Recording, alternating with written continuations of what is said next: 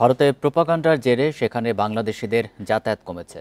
এতে ভারতেরই ক্ষতি হচ্ছে বলে মন্তব্য করেছেন নৌপরিবহন উপদেষ্টা সাখাওয়াত হোসেন। এদিন বেনাপোল বন্দর ও কাস্টমস ইমিগ্রেশন পরিদর্শন করেন উপদেষ্টা। সাংবাদিকদের প্রশ্নের জবাবে সাখাওয়াত বলেন, বাংলাদেশ থেকে প্রতি বছর অসংখ্য মানুষ কেনাকাটা, চিকিৎসা সহ নানা কারণে ভারতে যায়। তবে সাম্প্রতিক উত্তেজনার জেরে সেই সংখ্যা কমেছে। এ সময় নানা উস্কানিতে সাময়িক বিভ্রান্তি সৃষ্টি হলেও সম্প্রীতি রক্ষায় সবাইকে ঐক্যবদ্ধ থাকার আহ্বান জানান নৌ উপদেষ্টা। এর আগে বেনাপোলের প্যাসেঞ্জার টার্মিনাল ও চেকপোস্টের কার্যক্রম পরিদর্শন করেন উপদেষ্টা। এ সময় স্থলবন্দরের বাস টার্মিনাল ব্যবহারের দাবিতে মানববন্ধন করেন পরিবহন শ্রমিকেরা।